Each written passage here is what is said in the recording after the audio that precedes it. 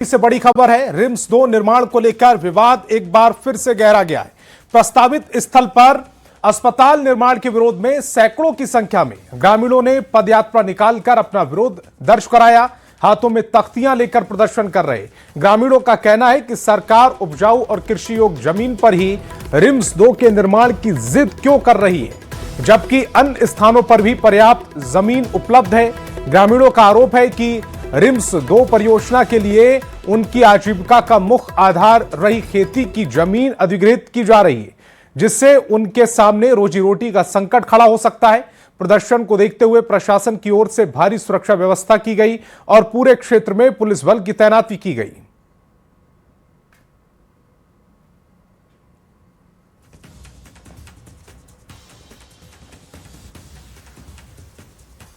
हैं ये ग्रामीणों की जो पद यात्रा है वो इस वक्त यहाँ पर देखने को मिल रही है, जो कि नगरी इलाके से निकलकर अब आगे बढ़ती हुई नजर आ रही है। खासतौर से हम जानने की भी कोशिश करेंगे कि क्या देख सकते हैं। अभी फिलहाल तमाम लोग जो हैं वो मौन हैं और उनका फिलहाल ये पद यात्रा जो है वो जारी है। काफी संख्या में जो लोग हैं वो इसमें शामिल हैं। खासतौर से उनका कहना है पेशा उल्लंघन कानून और तमाम चीज़ों को लेकर वो इस पूरे आंदोलन में शामिल हुए हैं। और ख़ास तौर से ये जो आंदोलन है उसमें यही कहा जा रहा है कि जो ज़मीन है, खेती योग्य भूमि है, उसका इस्तेमाल क्यों इस कार्य के लिए किया जा रहा है, जबकि इसके अलावा भी अन्य ज़मीनें हैं और उसका इस्तेमाल करना चाहिए। और CNTSPT की जो मांग है उसे भी कहा गया है कि उसका भी पालन होना चाहिए। इन तमाम चीज़ों को लेकर ये जो सैकड़ों की संख्या में लोग हैं वो इस आंदोलन में शामिल हैं।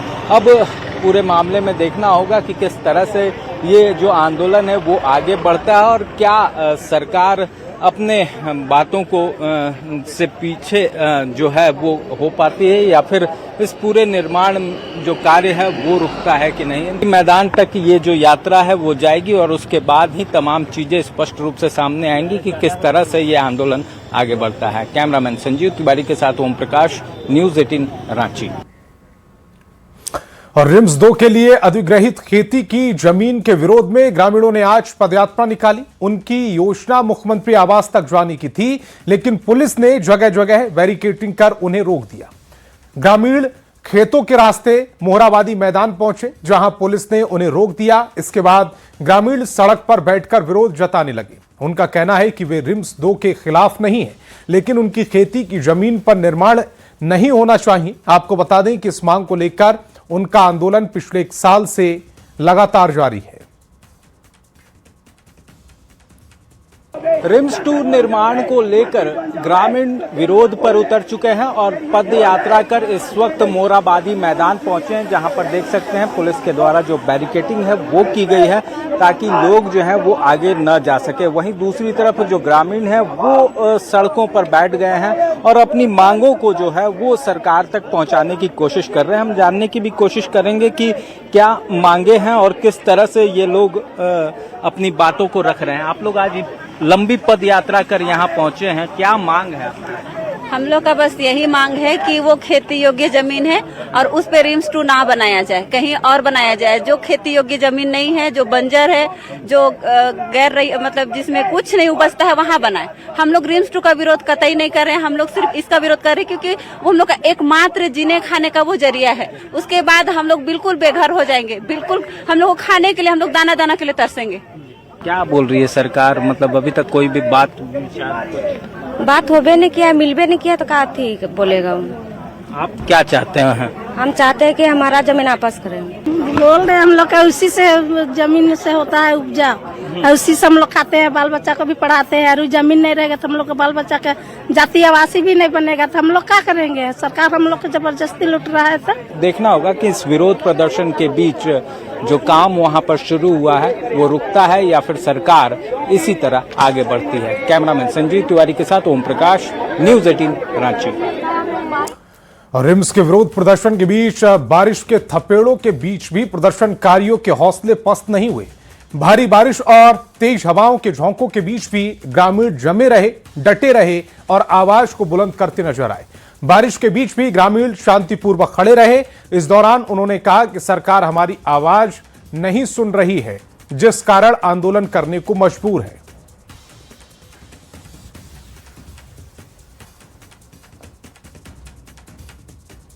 राजधानी रांची में मौसम का मिजाज अचानक ही बदल गया और उसी बीच रिम्स 2 मामले को लेकर लोगों का जो प्रोटेस्ट है, ग्रामीणों का प्रोटेस्ट है, वो इस वक्त यहाँ पर सड़कों पर साफ नजर आ रहा है। भारी बारिश के बीच भी जो यहाँ पर प्रदर्शनकारी हैं, जो रिम्स 2 के बनने को लेकर विरोध कर रहे हैं, खासतौर से उनका कहना है कि रिम्स 2 बने लेकिन कहीं ना कहीं खेतिहर जमीन पर न बने।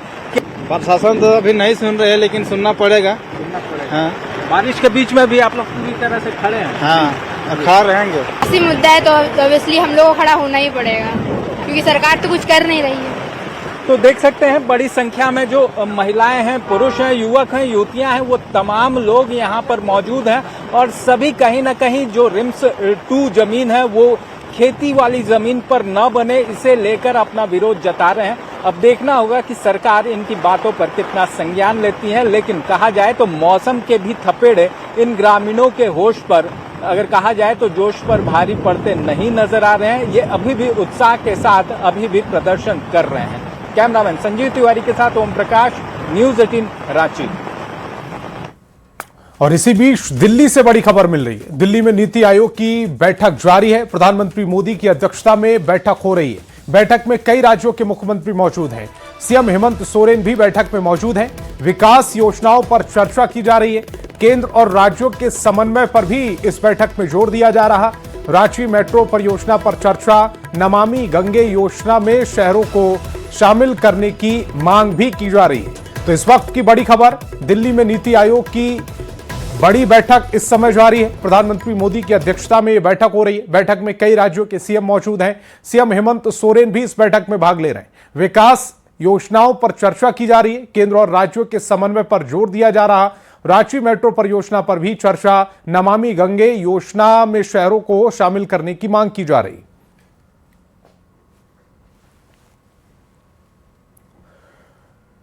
और केंद्र में प्रधानमंत्री मोदी के नेतृत्व वाली सरकार के 12 साल पूरे होने पर रांची में बीजेपी ने मीडिया संवाद कार्यक्रम आयोजित किया। नेता प्रतिपक्ष बाबूलाल मरांडी ने केंद्र सरकार की उपलब्धियों का जोरदार बखान किया है।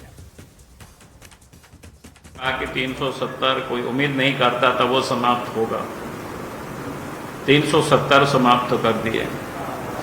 3 तलाक जैसे जो कुप्रथा थी मुस्लिम महिलाओं को साथ, जो अन्याय होता था, जुल्म होता था,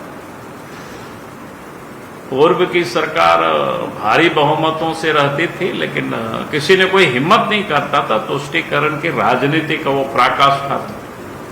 लेकिन देश के प्रधानमंत्री नरेंद्र मोदी जी के बनते ही 3 तलाक जैसे वो जो कुप्रथा थे उसको इन्होंने समाप्त कर दिया। आप सबके ध्यान में है, अयोध्या में प्रभु श्री राम जी की मंदिर है, वो भी बन करके तैयार हो गया। जो कोई सोच भी नहीं सकता था, कोई कल्पना भी नहीं कर सकता था कि भाई ऐसा भी हो सकता है। और गिरिडीह से बड़ी खबर मिल रही है, जहां के अहिल्यापुर थाना क्षेत्र में साइबर ठगों को गिरफ्तार करने गई पुलिस टीम पर ग्रामीणों ने हमला कर दिया। इस दौरान वाहन पर जमकर पथराव किया गया है, जिससे गाड़ी के शीशे टूट गए। हालांकि घटना में किसी पुलिसकर्मी के घायल होने की सूचना नहीं है। वहीं ग्रामीणों की भीड़ का फायदा उठाकर साइबर अपराधी पुलिस की गिरफ्त से बाहर हो गए।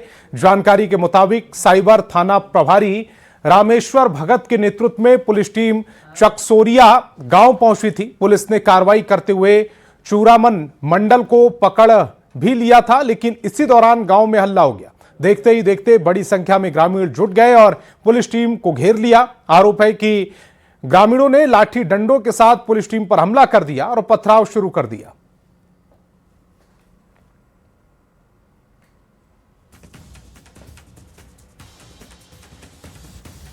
देवघर से बड़ी खबर है, जहां पुलिस ने साइबर अपराध के खिलाफ बड़ी कार्रवाई करते हुए सारट के डकाय जंगल से 4 साइबर अपराधियों को गिरफ्तार कर लिया है। आरोपियों के पास से 7 मोबाइल फोन और 6 सिम कार्ड बरामद किए गए। गिरफ्तार आरोपी फर्जी फोन पे, गूगल पे प्रतिनिधि बनकर और एपी के फाइल भेजकर लोगों से ठगी करते थे। जांच में बरामद मोबाइल और सिम कार्ड का देश भर के 34 साइबर मामलों से संबंध मिला है। ने वहाँ पे रेड किया तो वहाँ से 4 लोग जो है वो गिरफ्तार हुए। वो 4 में से 3 लोग जो है कपसा गांव के हैं और कपसा गांव में काफ़ी ऐसे साइबर क्रिमिनल्स हैं। तो ये लोग के पास से 7 मोबाइल फ़ोन और 6 सिम कार्ड बरामद हुए। जब इन मोबाइल फ़ोन और सिम कार्ड को एनालाइज किया गया तो हमने देखा कि इनके विरुद्ध 34 पुराने मामले जो हैं वो एनसीआरबी पोर्टल पे हमें मिले। ये डिफरेंट स्टेट से ये लोग डिफरेंट स्टेट के लोगों की ठगी करते थे। तो 34 मामले हैं और हम लोग कोशिश करेंगे कि इन 34 मामलों में इनका रिमांड हो। और धनबाद से बड़ी खबर है, गोविंदपुर थाना क्षेत्र में एक नव विवाहिता की संदिग्ध मौत के बाद हंगामा हो गया। मृतका के मायके वालों ने ससुराल पक्ष पर दहेज के लिए हत्या करने का आरोप लगाया। घटना मचा महुल गांव की है, जहां 21 साल की फुलटूसी देवी की मौत हो गई। घटना के बाद ससुराल पक्ष के सभी लोग फरार हो गए।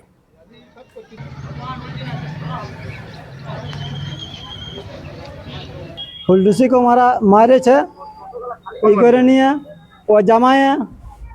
क्या नाम है उनका दमाद का? काशी गोप।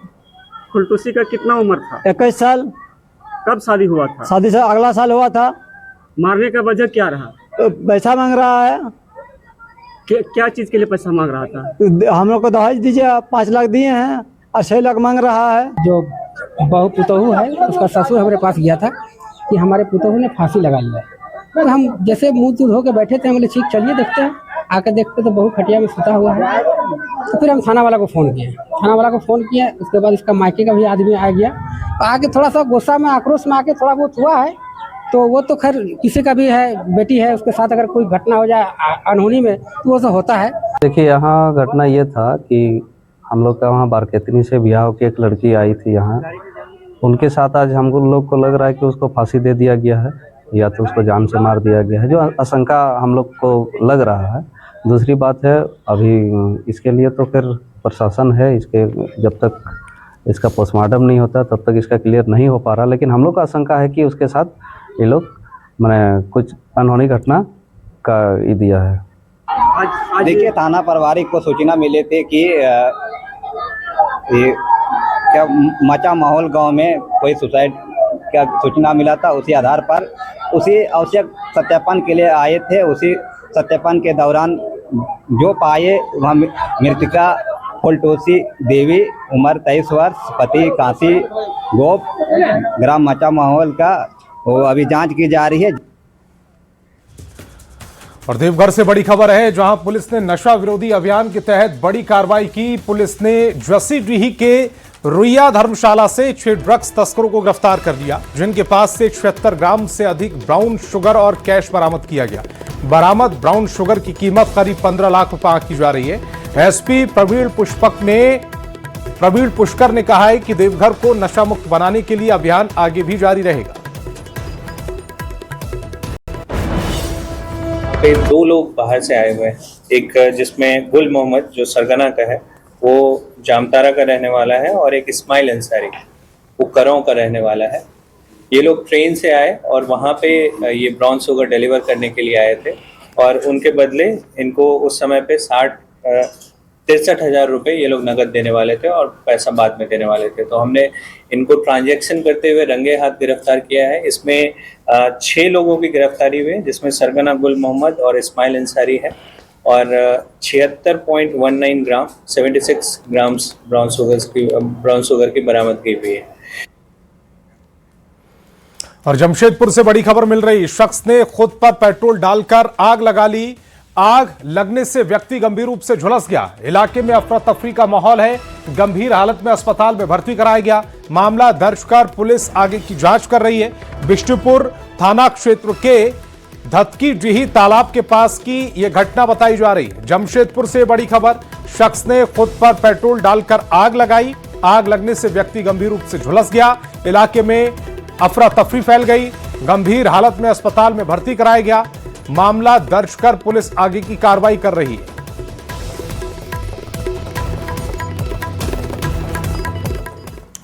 और अब बात मौसम की करते हैं। रांची में महज कुछ देर की बारिश ने अशोकपुरम का इलाका पानी में डूब गया। गाड़ियां पानी में फंस गईं और जो लोग पैदल चल रहे थे उन्हें आने जाने में परेशानी होने लगी। वहीं गाड़ियों के फंस जाने के कारण बुजुर्ग भी परेशान दिखे हैं। इलाके के लोगों का कहना है कि आधे घंटे की बारिश हो तो इलाके की स्थिति ऐसी हो जाती है कि नाले और सड़क के बीच फर्क करना मुश्किल हो जाता है।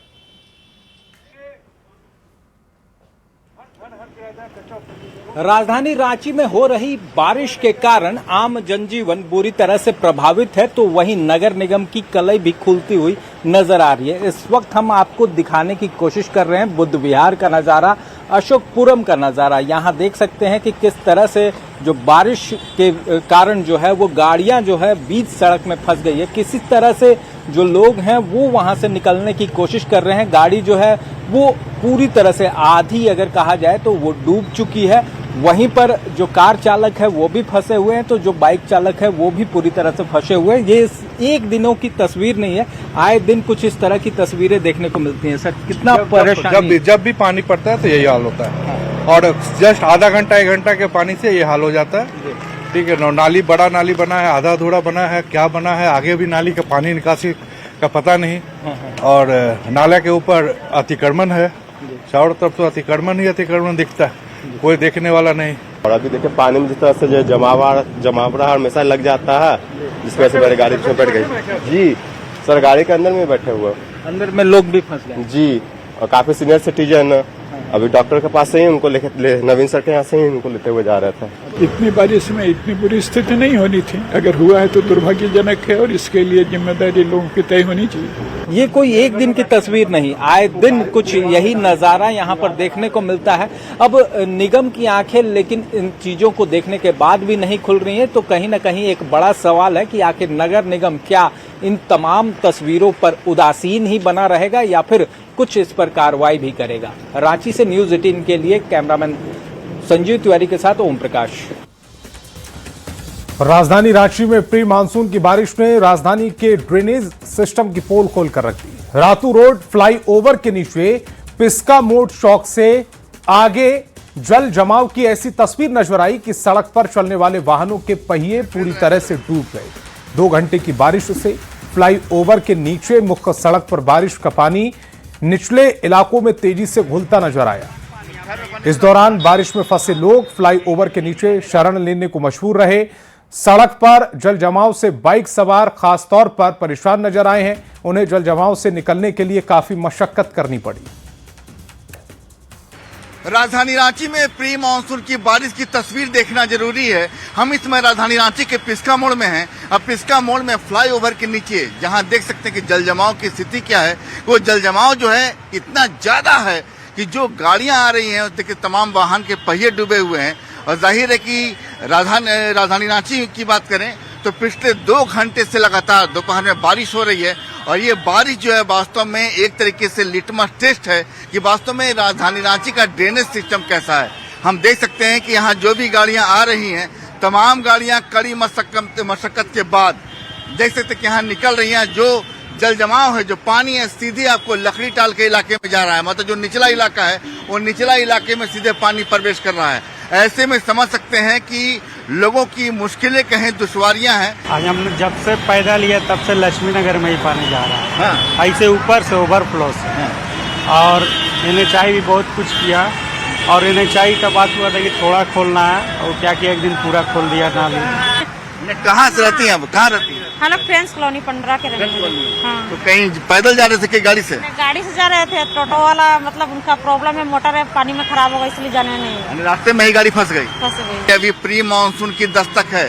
जाहिर है कि जैसे जैसे ये बारिश आगे बढ़ेगी, मानसून का महीना ठीक समझे कि मानसून की जिस मानसून का इंतजार किया जा रहा है, वो मानसून आपको 17 से 20 जून के बीच आने की बात कही जा रही है। समझ आइए क्या तस्वीर होगी उसमें राजधानी रांची की। बता रही है कि अगर मानसून में पास होना है तो भी हफ्ते भर का समय है, कुछ तैयारी कर लीजिए। करें प्रभाकर के साथ संजय कुमार सिन्हा, न्यूज 18 रांची। और राजधानी रांची में प्री मानसून की बारिश में निचले इलाकों में बाढ़ जैसे हालात पैदा कर दिए, जहां लक्ष्मी नगर के वार्ड नंबर 32 में नाले के गंदे पानी पूरे मोहल्ले में जल जमाव हो गया। मोहल्ले में पूरी तरह से पानी भर जाने के कारण लोग घरों में कैद हो गए हैं। स्थानीय लोगों ने बताया कि हर साल बारिश के महीने में मोहल्ले में इसी तरह की समस्या पैदा होती है और लोगों का बाहर निकलना मुश्किल हो जाता है। स्थानीय लोगों की शिकायत है कि फ्लाईओवर के निर्माण की वजह से मुख्य सड़क ऊंचा हो गई और उसके कारण मोहल्ले में बारिश का पानी तेजी से घुस जाता है। राजधानी रांची में 2 घंटे की बारिश ने निचले इलाकों में बाढ़ के हालात पैदा कर दिए हैं। हम इस समय राजधानी रांची के रात रोड के वार्ड नंबर 32 में हैं, लक्ष्मी नगर में हैं और देख सकते हैं कि लोग किस तरीके से 2 घंटे की जो बारिश हुई है, ये गली मोहल्ले में पानी भर गया। मतलब हर बार आता है। हाँ। 1 घंटा में 1 घंटा आधा घंटा पड़ता है तो भर जाता है। हाँ, पूरा घर से बाहर निकलना मुश्किल है। मुश्किल है। हाँ, घर से निकलना मुश्किल है। मतलब जब तक पानी कम नहीं होगा तब तक इसका उपाय नहीं है। नाली है लेकिन वो पानी हम लोग आप जरा तस्वीर देख लीजिए। ये तस्वीर जहां तक नजर जा रही होगी पानी है और किस तरीके से लोग घर के आगे के मजबूर होकर अपने दरवाजे पर खड़े होकर पानी को देख रहे हैं कि वास्तव में ये पानी निकलेगा तो कैसे, कब पानी निकलेगा, कब हम घर से बाहर निकलेंगे। बता दें कि निचले इलाकों की तस्वीर ऐसी है।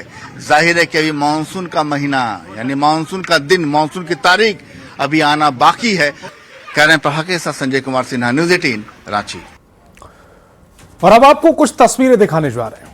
3 तस्वीरें आपकी टेलीविजन स्क्रीन पर होंगी जहां पर थोड़ी देर की बारिश ने पूरे इलाके को कैसे पानी में डुबो दिया, वो तस्वीरें आपको जरूर देखनी चाहिए। ये रही वो 3 तस्वीरें। अशोकपुरम की पहली तस्वीर है जहां पर पानी ही पानी नजर आ रहा है, सड़क गायब है। दूसरी तस्वीर रातू रोड की है।